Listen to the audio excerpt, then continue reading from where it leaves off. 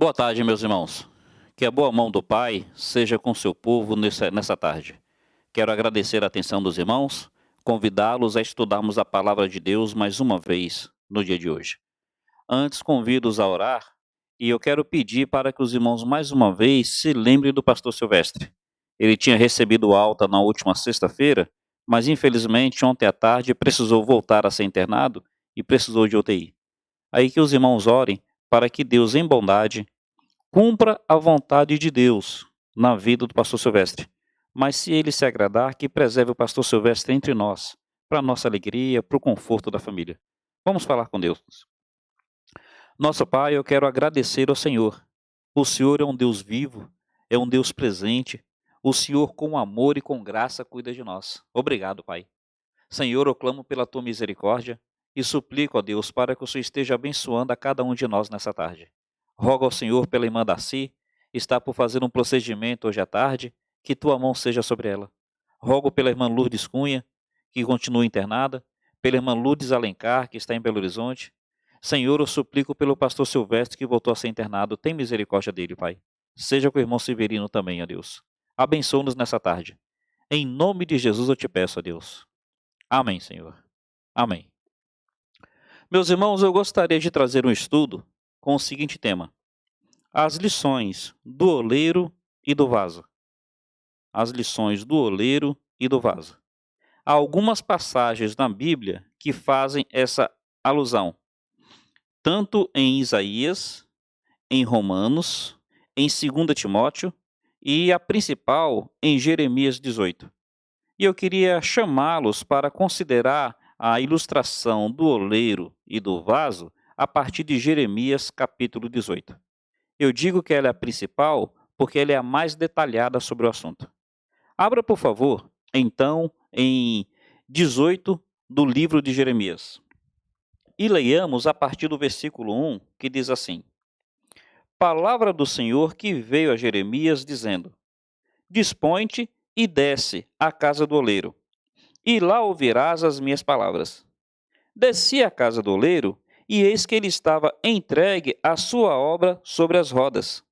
Como o vaso que o oleiro fazia de barro se lhe estragou na mão, tornou a fazer dele outro vaso, segundo bem lhe pareceu. Então veio a mim a palavra do Senhor e disse: Não poderei eu fazer de vós como fez este oleiro, ó casa de Israel? Diz o Senhor: Eis que como barro na mão do oleiro, assim sois vós na minha mão, ó casa de Israel. Meus irmãos, nós leremos alguns versículos mais à frente, não feche suas Bíblias, mas eu queria já começar com este ensino. O que acontece? Quando nós olhamos para a Bíblia, nós percebemos que Deus usa ilustrações do nosso cotidiano para nos trazer lições espirituais. Então, por exemplo, o Senhor às vezes usa ilustrações da flora.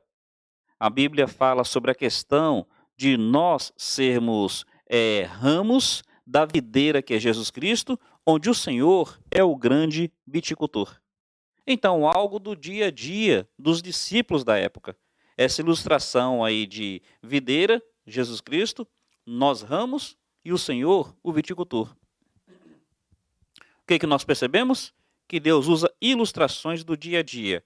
Ora da flora. Tem também a questão do trigo. Também o Senhor vai usar ilustrações da fauna. Por exemplo, quando diz que ele é pastor e que nós somos ovelhas. Então, ele vai fazendo essas ilustrações para nos ensinar. E aqui nós temos uma ilustração do trabalho artesanal. Então, de um trabalho profissional. E nessa ilustração, o Senhor é um oleiro e nós somos o barro, que é formado então em vaso. Aí, meus irmãos, assim como são ricas as lições quando nós pensamos no viticultor, na videira e nos ramos, assim como nós temos ricas lições quando pensamos no pastor e nas ovelhas, são ricas as lições que nós temos aqui na questão do oleiro e do vaso. O objetivo é ensinar o que Deus pretende em nossas vidas, o que Ele se dispõe a fazer e o que Ele espera de nós quanto à nossa participação e responsabilidades. Então, aqui o objetivo é isto, é mostrar o que Deus pretende fazer na sua vida, é mostrar o que Ele se dispõe a fazer e mostrar também o que Ele espera que você responda quanto à iniciativa dEle. Meus irmãos, aprendamos então dessa ilustração. Jeremias está vendo o oleiro trabalhando com o vaso. E conforme ele vai vendo o oleiro trabalhar com o vaso, ele percebe que o vaso se desfaz na mão do oleiro. E o oleiro não desiste e nem deixa a obra inacabada. Ele refaz. Mas você vai observar que ele vai refazer com uma outra finalidade. Então vejamos quais são as lições. A primeira, observe o versículo 3. Diz assim: desci à casa do oleiro, e eis que ele estava entregue à obra sobre as rodas.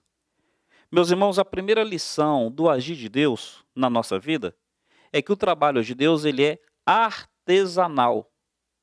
Vejam bem, o trabalho de Deus é artesanal. Os meios de produção de hoje não são artesanais, são industrializados. A diferença é que o artesanal é peça por peça, cada um individualmente. Industrializado, o trabalho é feito em série. Todos são iguais, todos são feitos da mesma maneira, nenhum é especial. Então veja aí a diferença entre o artesanal e o industrializado. O artesanal é peça por peça, cada um com um cuidado específico, com uma atenção e uma dedicação integrais. Já o industrializado é vários de uma vez. Eles são feitos em larga escala, nenhum deles é especial. Quando adolescente, eu tinha um amigo que ele era sapateiro. E ele trabalhava numa sapataria onde produzia muito em larga escala. Mas ele, por consideração a mim, ele falou que ia me dar uma bota feita à mão. E, meus irmãos, era nítido a diferença entre a bota que ele fez à mão e as demais que eram feitas em larga escala. O trabalho artesanal, ele é sempre especial, ele é sempre único, ele é sempre diferenciado. E é isso que está dizendo, que o agir de Deus na vida do homem é artesanal, é feito com cada um de uma maneira específica, mostrando como somos únicos e especiais aos olhos de Deus. Meu irmão, olha, pensa bem nisso. Minha irmã, pensa bem nisso. A senhora, o senhor são únicos aos olhos de Deus. O Senhor tem um trabalho especial na sua vida. Na vida do seu irmão, da sua irmã, do seu vizinho, ele vai fazer de uma maneira. Mas na sua vida, vai fazer de outra, bem específica. Ele reconhece a nossa individualidade. Ele sabe das nossas necessidades. Ele vê as nossas dificuldades. Nisso, ele age direcionado a tratar especificamente com cada um de nós. O trabalho do Senhor é artesanal. É maravilhoso saber como é que ele tem um cuidado especial na vida de cada um de nós. É a experiência que às vezes a gente tem de estar numa multidão, mas ver o Senhor falar diretamente a nós, como se tudo ali tivesse sido planejado apenas para nos alcançar. Já aconteceu isso com você no culto? Tem ali 200 pessoas, 300, 500. Aí alguém vai cantar um hino e aquele hino foi para você. Você não sabe o que falou para os outros, mas para você falou algo bem específico. O pregador foi pregar, de repente ele não te conhece, ou ele não sabe da sua realidade, mas a palavra foi diretamente para você. Por que isso, meu irmão? Porque o trabalho de Deus é artesanal. E pensando nisso, observe bem o versículo 4. Diz assim: como o vaso que o oleiro fazia de barro se lhe estragou na mão, tornou a fazer outro vaso, agindo segundo bem lhe pareceu. Veja bem, segundo bem lhe pareceu. Deus tem planos específicos para cada um de nós. Cada um daqueles vasos que o oleiro fazia, ele fazia pensando em algo, segundo bem lhe pareceu. Então veja bem, o Senhor não fazia os vasos tão somente por fazê-los. Então ele fazia pensando em cada um sobre para que aquele vaso serviria.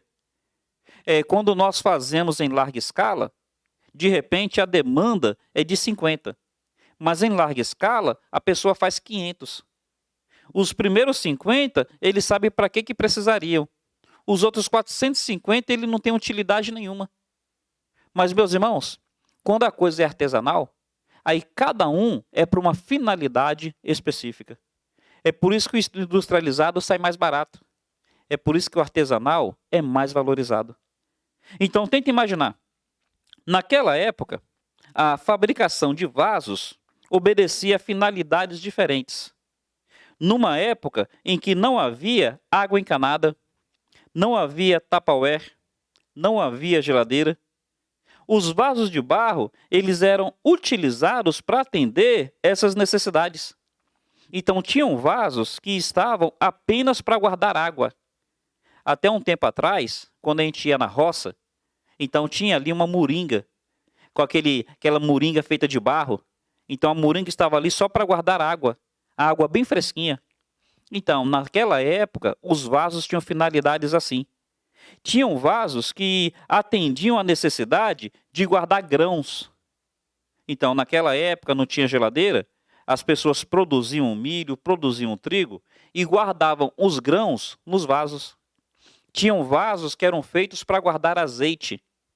Meus irmãos, quando a gente estuda sobre os manuscritos do Mar Morto, nós descobrimos que havia vasos que eram utilizados para guardar os escritos. Os manuscritos do Mar Morto foram preservados por 2000 anos, porque estavam dentro de vasos nas cavernas do Mar Morto. Percebe que os vasos tinham finalidades bem específicas? Então, meus irmãos, segundo bem lhe pareceu. Deus tem uma finalidade específica para você. A Bíblia fala que quando ele distribuiu os membros no corpo de Cristo, ele deu para cada um dom. Tem aqueles que foram dados como evangelistas, como profetas, tem aqueles que foram dados como pastores, aqueles que foram dados como apóstolos. Quando a gente olha na igreja, um tem dom de ensinar, o outro tem um dom de exortar, o outro tem um dom de servir. Então, cada um de nós tem uma finalidade específica no corpo de Cristo. Deus tem planos para a sua vida, meu irmão. E os planos de Deus para a sua vida são planos especiais. Talvez armazenar água, talvez armazenar trigo, talvez armazenar azeite, talvez armazenar os manuscritos. Havia vasos até para guardar tesouros. Lembra que o apóstolo Paulo fala, temos esses tesouros em vasos de barro? Lembra que é assim que o apóstolo Paulo fala? Temos esse tesouro em vasos de barro para que a excelência do poder seja de Deus. Então, havia finalidades tremendamente preciosas para cada um dos vasos. E é assim que o Senhor faz cada um de nós, segundo bem lhe parece. Deus tem planos para a sua vida. Mas voltando para o versículo 3, a gente percebe também o processo de fabricação. No versículo 3, diz assim, desci à casa do oleiro, e eis que ele estava entregue a sua obra sobre as rodas. Veja o texto aí, sobre as rodas. Quem já viu um trabalho de oleiro feito manualmente, vai perceber o seguinte, que existe uma roda em cima, uma roda menor. Nessa roda menor, o vaso está ali, o barro, e o oleiro trabalha com as mãos. Só que embaixo tem uma roda maior. E com os pés, o oleiro faz com que a roda maior gire, para que essa roda maior girando, a roda de cima também gire e o oleiro possa trabalhar com as mãos. Então o texto fala que no processo de fabricação havia duas rodas. Meus irmãos, tenta imaginar isso. Tem uma roda na qual nós estamos e a gente tem percepção da nossa realidade. Aí essa roda menor está girando e a gente percebe o giro. Quando para, a gente percebe que parou. Às vezes gira mais rápido e às vezes gira mais devagar. Só que a gente não percebe por que gira, a gente não percebe por que para, a gente não percebe por que está girando mais rápido ou por que está girando mais devagar. O que esse texto me leva a tirar como aplicação é que existe uma roda maior que controla este mundo que nós percebemos. Nós sabemos que esse mundo gira, mas não sabemos por que está girando. Tem uma roda maior que controla isso. Nós sabemos que às vezes as coisas parecem que estão parando, mas a gente não sabe por que está parando. Tem uma roda maior que controla isso. Às vezes a gente vê as coisas acontecendo muito rápido. Às vezes as coisas acontecem devagar e a gente não sabe por quê. Meus irmãos, existe uma dimensão que foge ao nosso conhecimento. Mas sabe quem é que está controlando essa dimensão? É o nosso oleiro. Ele trabalhando aqui conosco, ele faz as coisas girarem ou pararem de girar. Se apressarem ou diminuírem. Tão somente porque ele está trabalhando aquele barro naquela roda menor. Meus irmãos, nós podemos não saber o que está acontecendo. Nós não temos essa percepção.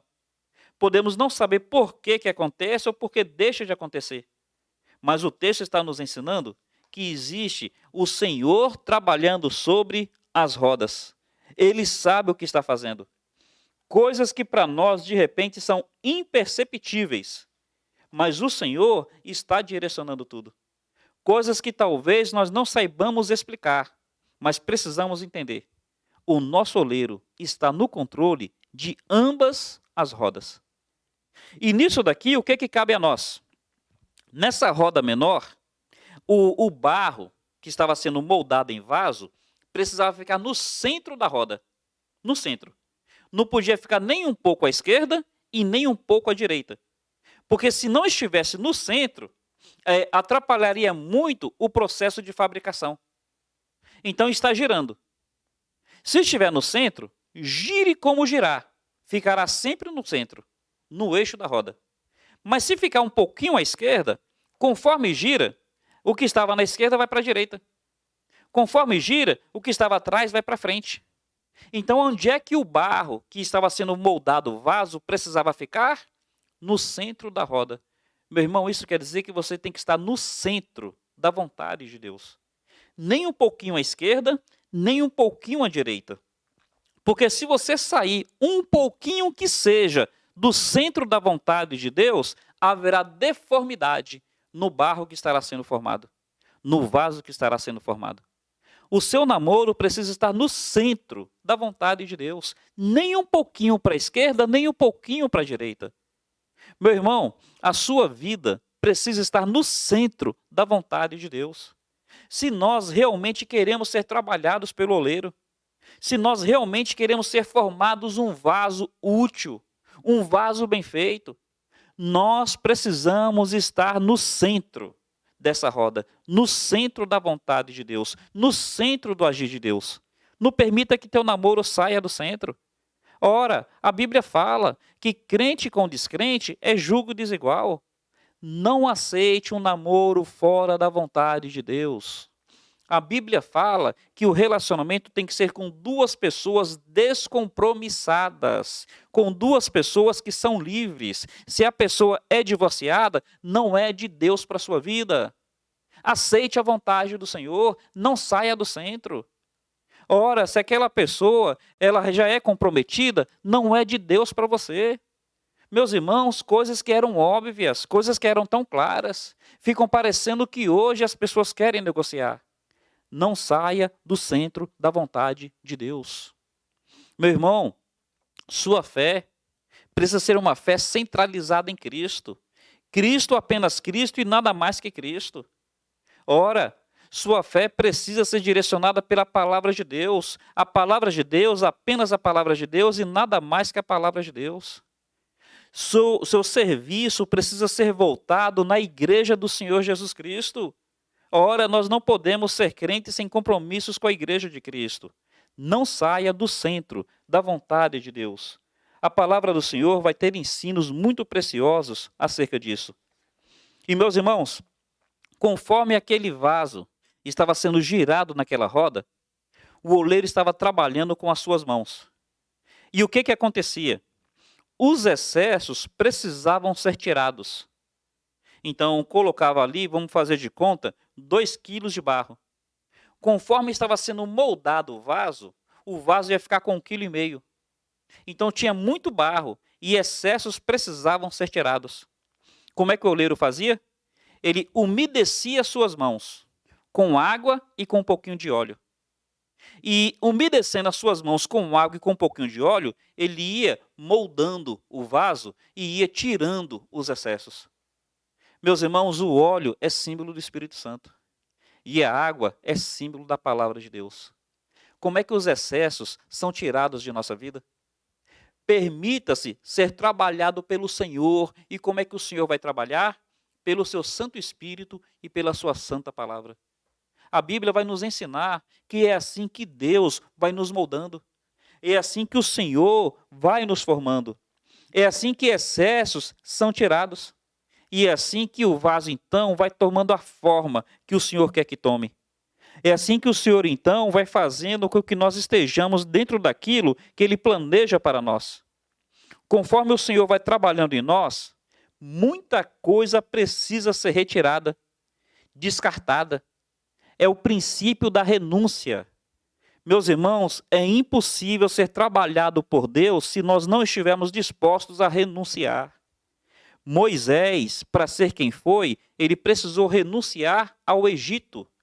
É isso que Hebreus fala, que ele preferiu ser maltratado com o povo do que estar no Egito na comodidade e no conforto.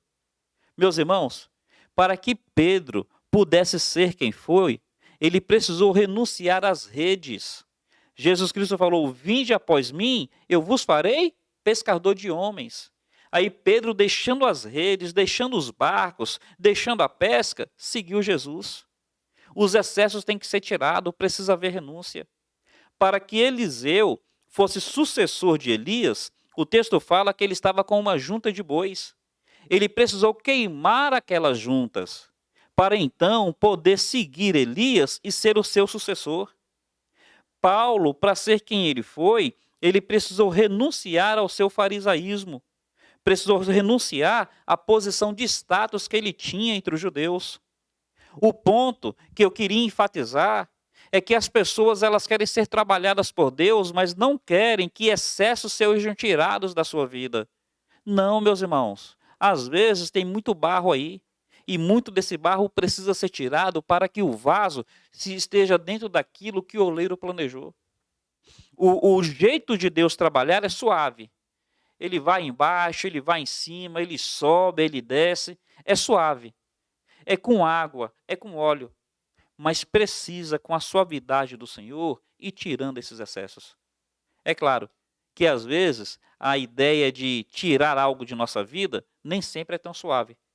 Jesus Cristo disse assim: se o olho escandaliza, o que você faz? Arranca o olho fora.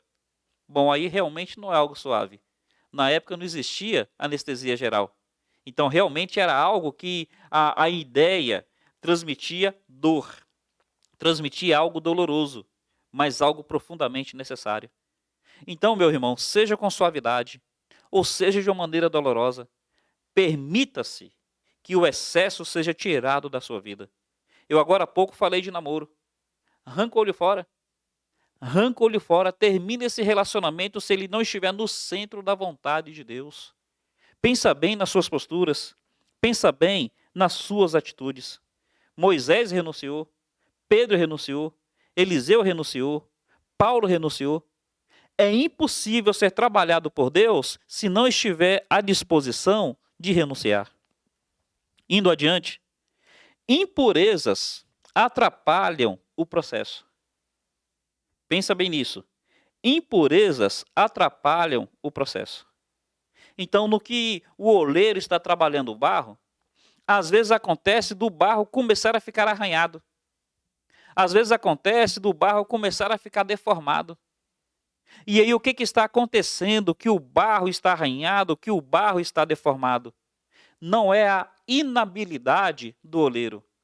Não é a incompetência do oleiro. É que às vezes tem corpo estranho no barro. Tem impureza.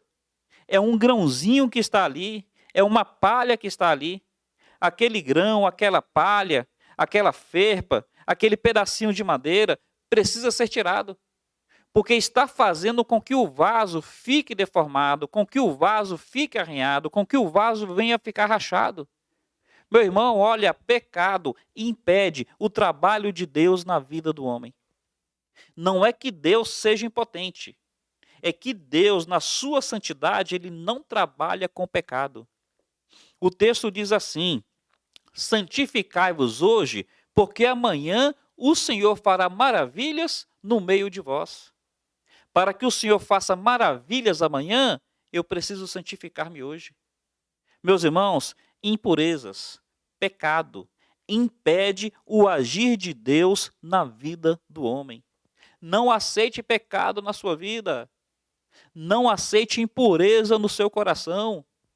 Isaías 59 diz assim: os ouvidos do Senhor não estão surdos, para que não nos ouça, nem a mão do Senhor está encolhida, para que não nos salve. Então diz: mas os vossos pecados fazem separação entre vós e o vosso Deus, de maneira que ele não vos ouve, de maneira que ele não vos salva. Percebe? Não há um problema em Deus. Seus ouvidos estão abertos. Sua mão está estendida. Mas um homem existe pecados. Os vossos pecados fazem separação. Meus irmãos, não permita impureza. Não permita pecado. Nós precisamos praticar a constante confissão e arrependimento de pecados. Constante. Colocar-nos diante do Senhor e dizer: Senhor, vê se há em mim algum caminho mau. Guia-me pelo caminho eterno. Aquele que disser que não tem pecado, engana-se a si mesmo, a verdade não está nele. Mas aquele que confessa, o Senhor, ele é fiel e justo para perdoar e purificar. Então, meus irmãos, não permitam pureza. Não permitam que o agir de Deus fique na metade por causa das deformidades que as impurezas estão trazendo na nossa vida. Indo adiante. O vaso precisa ser moldado por dentro e por fora. Então, pensando no oleiro, o oleiro às vezes ele está ali com as mãos por fora do vaso. Mas você observando o trabalho dele, tem hora que uma das mãos está dentro do vaso. Porque ele vai nos formando por fora e também por dentro. Então, o Senhor, ele quer fazer uma obra completa dentro de nós. Às vezes, ele vai trabalhar por fora, o comportamento. Mas, às vezes, ele vai trabalhar por dentro, a motivação, a atitude. Ele não apenas trabalha os atos, ele também trabalha as atitudes. Mas, meus irmãos, a prova de que ele está trabalhando por dentro é que também está sendo trabalhado por fora. Tem pessoas que vivem comportamentos errados e dizem assim: não, é que Deus que sabe o meu coração. Só Deus que julga o meu coração. É verdade, meu irmão. Mas a grande prova de que ele está trabalhando por dentro é que também está havendo diferença por fora. Veja, os fariseus, eles eram sepulcros caiados. Por fora estava bonitinho. Por dentro era só podridão. Então, pensar só na questão externa realmente é hipocrisia. Mas, meu irmão, dizer que Deus está trabalhando o seu coração sem trabalhar as suas atitudes, isso é mentira. Isso é mentira. A grande prova de que Deus está trabalhando por dentro é que está havendo diferença por fora. Se a sua vida não está mudando, se o seu comportamento, se os seus atos continuam sem a bênção de Deus, é porque o seu coração não está sendo trabalhado pelo Senhor. O oleiro, ele trabalha não apenas por fora, ele também trabalha por dentro. E a grande prova de que ele está trabalhando por dentro é porque está havendo diferença por fora. Ele vai trabalhar o nosso comportamento, ele vai trabalhar os nossos atos, ele vai trabalhar as nossas atitudes, ele vai trabalhar as nossas motivações, as nossas intenções. O Senhor, ele faz uma obra completa. E ele faz por dentro e por fora, as mãos umedecidas com água e com óleo. Por fora, manifestações da palavra e do Espírito. Por dentro, atuação da palavra e do Espírito. Oh, meu irmão, que nós sejamos homens, mulheres, jovens, adolescentes, adultos, cheios da palavra de Deus e cheios do Santo Espírito do nosso Deus. Indo adiante. Às vezes, a obra precisa ser refeita. Olha o verso 4. O verso 4 diz assim: como o vaso que o oleiro fazia de barro se lhe estragou na mão, tornou a fazer dele outro vaso, segundo bem lhe pareceu. Então, conforme o trabalho ia acontecendo, chegou uma hora que o vaso se desfez. Por que o vaso se desfez? Vamos imaginar aqui algumas possibilidades. Uma delas, impureza. Lembra? A impureza cria deformidade. Quer ver outra? Falta de consistência. Tem barro que está sendo moldado, mas o barro não tem consistência. Então o barro acaba se desfazendo. O vaso acaba se desfazendo. Tem aqueles que não suportam o giro da roda. Então, porque a roda está girando num ritmo, aquele vaso que está ali com barro fresco ainda, ele acaba tremendo com o giro da roda. O fato é, tem hora que o trabalho precisa ser refeito. Meus irmãos, tem hora que o Senhor vai parar a roda. E você pensa, poxa, por que a roda está parando? Tem hora que o Senhor precisa diminuir o ritmo. E você pensa, por que o Senhor está diminuindo o ritmo? Tem hora que o Senhor, ele volta ao zero em tudo aquilo que ele estava fazendo. O vaso já estava com uma certa forma, aí o Senhor desfaz e vai amassar o barro de novo.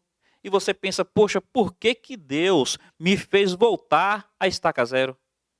É porque muitas vezes o trabalho precisa ser refeito. O processo parecia que estava indo bem. Parecia que tudo terminaria em breve e de maneira desejada. Mas então, o vaso é desfeito. O trabalho precisa ser recomeçado do zero. Já aconteceu algo assim com você? O namoro ia bem? Parecia que terminaria em casamento? Mas então? O comércio ia bem? Os planos de comprar uma casa iam bem? Não sei. Parecia que tudo ia bem, mas então precisou ser refeito. Às vezes as coisas precisam ser refeitas. Trabalho, amizades, relacionamentos, a caminhada com o Senhor. Às vezes precisa ser refeito. Às vezes eu preciso parar, como diz uma linguagem comercial, fechar para balanço e rever muito posicionamento. Meus irmãos, quando as rodas param, quando as coisas precisam ser refeitas, confie e submeta-se ao processo de Deus. É porque Ele tem planos maiores. Ele quer fazer de você ou da situação um vaso melhor. Meu irmão, confia nisso. A Bíblia fala assim, é o finalzinho do Salmo 138. O que a mim me concerne, o Senhor levará a bom termo. As tuas misericórdias duram para sempre. Não desampare a obra de suas mãos. O que a mim me concerne, o Senhor levará a bom termo. E meus irmãos, nisso do vaso precisar ser refeito, tem uma lição aqui que a maior parte das pessoas pula. A maior parte das pessoas passa por cima. Pensa nessa última lição, nessa penúltima lição. A sua participação é o fator diferencial. Pensa bem nisso. A sua participação é o fator diferencial. Esse texto aqui nos ensina a soberania de Deus. Versículo 4 diz que ele refaz conforme bem lhe pareceu. Mas esse texto também nos ensina a responsabilidade humana. Tem hora que a gente dá a entender que a nossa postura é passiva. Então é porque Deus quis assim, Deus fez assim e pronto. Não nego a soberania de Deus. Só que esse texto me mostra que nesse aspecto a soberania de Deus participa com a nossa responsabilidade. Observe, por favor, a partir do verso 6. Diz assim: não poderei eu fazer de vós como fez este oleiro, ó casa de Israel? Diz o Senhor: eis que como o barro na mão do oleiro, assim sois vós na minha mão, ó casa de Israel. Olha o verso 7. no momento em que eu falar acerca de uma nação ou de um reino, para o arrancar, derribar e destruir. O que Deus falou que iria fazer com a nação? Arrancar, derribar, destruir. Ia ser um vaso de ira. Concorda? Ia ser um vaso de ira. Olhe bem o verso 8. Se a tal nação se converter da maldade contra a qual eu falei, também eu me arrependerei do mal que pensava fazer-lhe. Então, aquela nação estava sendo formada um vaso de ira. Só que o barro se desfez. Houve conversão, houve arrependimento, houve quebrantamento. Então o Senhor vai fazer daquela nação um novo vaso. Vai fazer agora um vaso de perdão, um vaso de restauração, um vaso de graça e de misericórdia. A sua atuação é o fator diferencial. Como é que você reage ao agir de Deus? Olha o verso 9. E no momento em que eu falar acerca de uma nação ou de um reino para o edificar e plantar. O que Deus está fazendo aqui agora?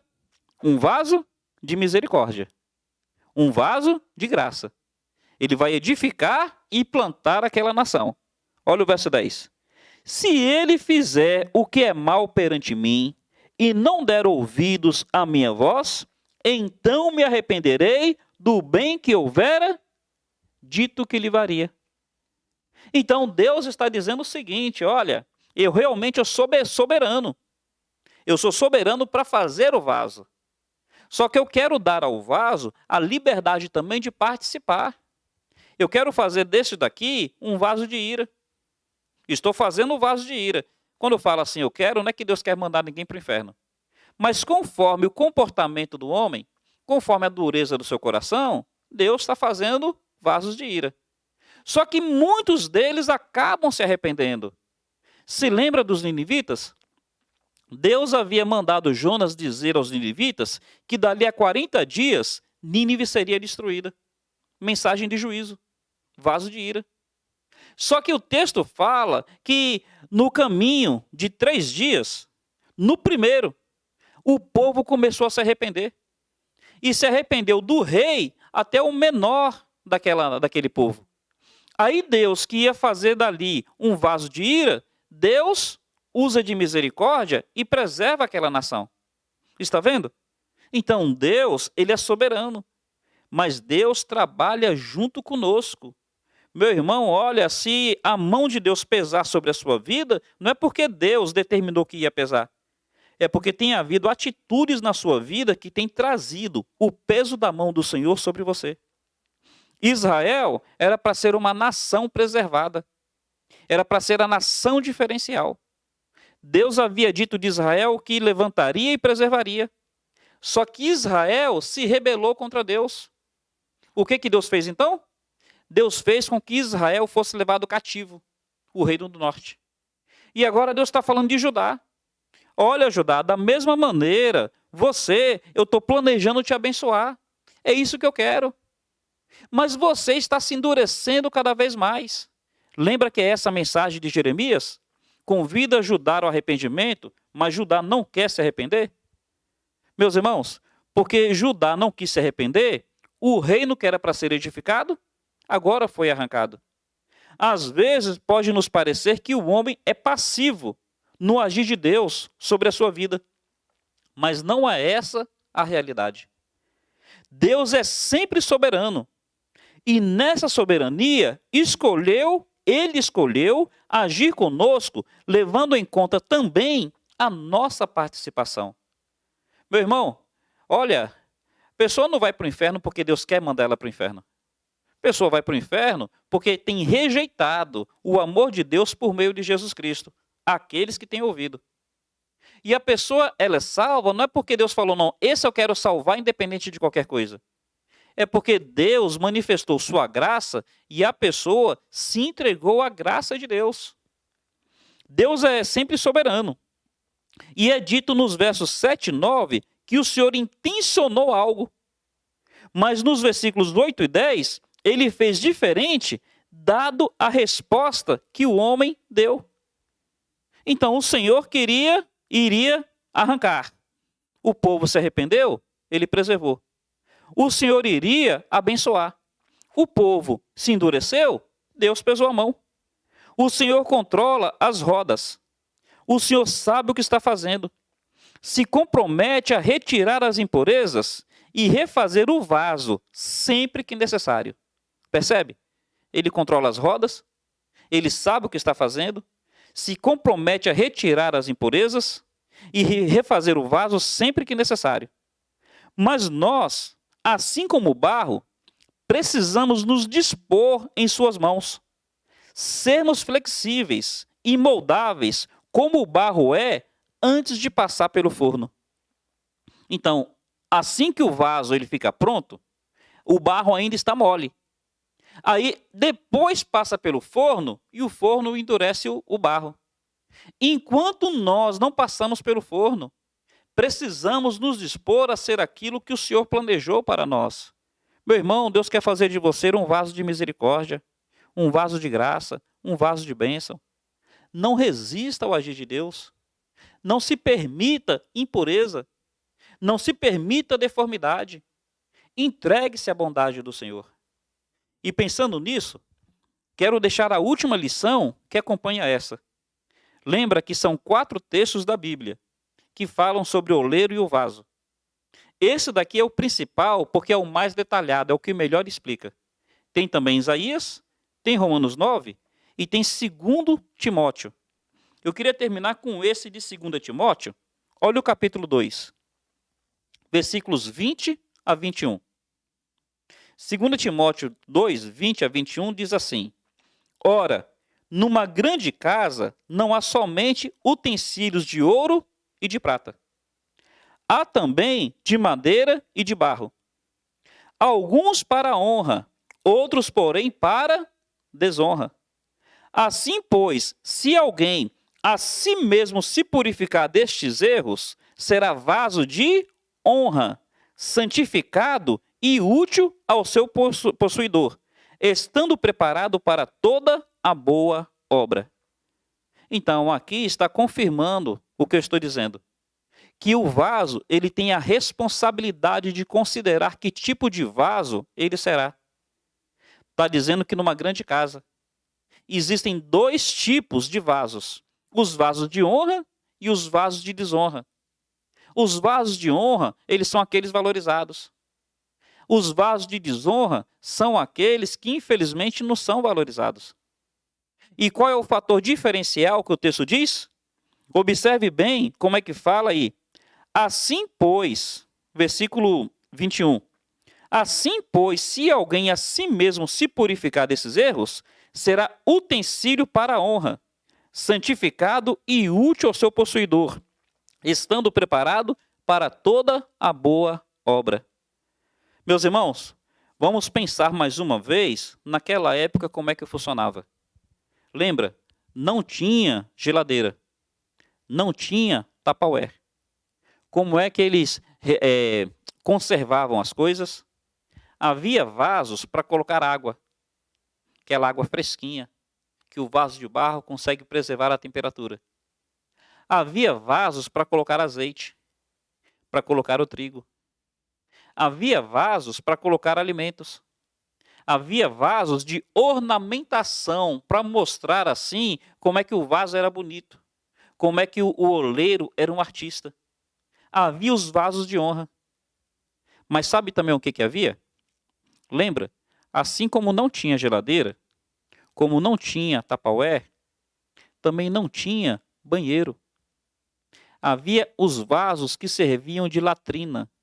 Havia os vasos que serviam de pinico. Até em algumas regiões hoje, existem uns vasos que as pessoas usam para cuspir, para jogar lixo, para jogar dejetos. Percebeu aí o que está dizendo o vaso de desonra?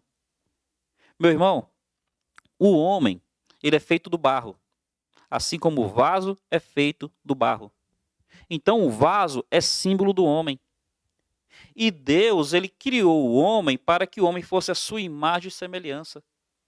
Só que o homem, infelizmente, ele optou pela desonra.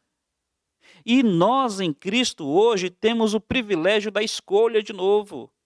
Quando o homem optou pela desonra, ele não tinha mais escolha, ia ser desonra e pronto. Mas quando o Senhor entregou Jesus Cristo, por meio de Cristo nós temos de novo a escolha. Ora, o que que você quer ser? Vaso de honra ou vaso de desonra? Olha a figura de linguagem. Ao mesmo tempo é enriquecedora, é abençoadora, mas é bem forte. Vaso de honra ou vaso de desonra? O que que você quer ser? Recipiente de água? Recipiente de trigo? Recipiente de azeite? Ornamentação para mostrar a beleza do artista? Ou um vaso de desonra? Latrina? Dejetos? Meu irmão, o texto aqui termina dizendo assim, verso 21 de novo, de 2 Timóteo 2. Assim, pois, se alguém a si mesmo se purificar destes erros, será utensílio para a honra, santificado e útil ao seu possuidor.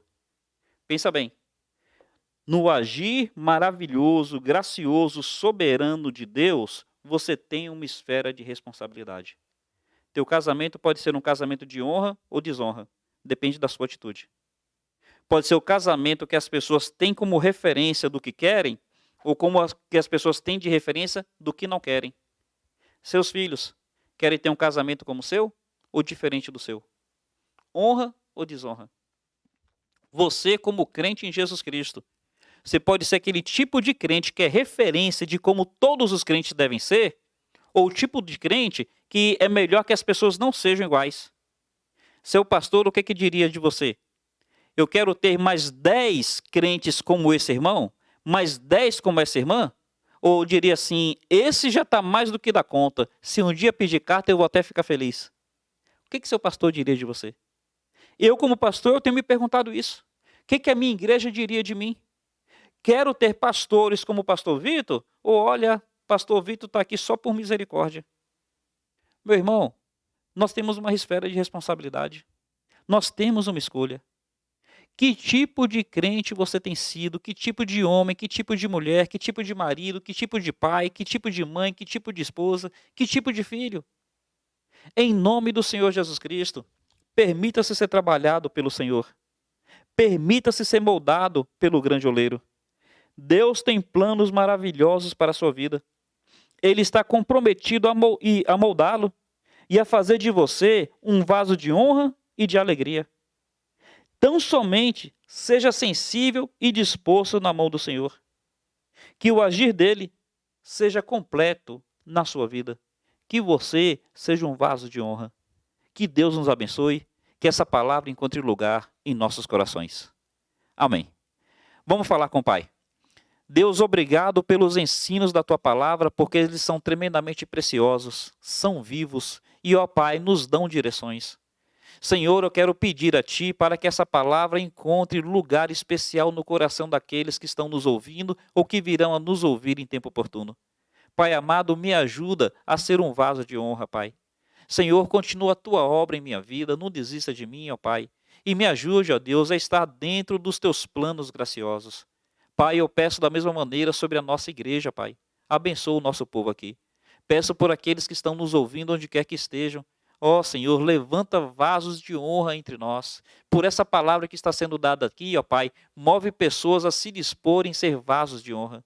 Ó Deus amado, em nome de Jesus Cristo eu te peço, ó Deus. Amém, Senhor. Amém.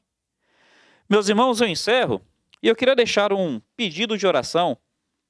Nossa cidade, Vitória da Conquista, teve suas decisões eleitoreiras no último domingo. E aqui em Conquista foi para o segundo turno. Então, no dia 29, haverá o segundo turno das eleições. A Bíblia nos ensina que haja o que houver, Deus está no trono. Mas a Bíblia também nos manda orarmos pelo bem de Jerusalém. Então, a nossa Jerusalém aqui é a Vitória da Conquista. Eu quero pedir a todos para orarem, para que o Senhor levante aqui um prefeito, um dirigente, que crente é só o Senhor que vai dizer. Não estou pensando muito nesse aspecto. Mas alguém que não seja um empecilho para o reino de Deus. Que não seja um entrave para o cidadão de bem. que realmente seja alguém que faça uma administração, de forma que a cidade vá bem, que os valores cristãos, os valores morais, os valores da família não sejam vilipendiados. Aí o meu incentivo é que você ore nesse sentido. Muito obrigado pela atenção. Deus ricamente te abençoe.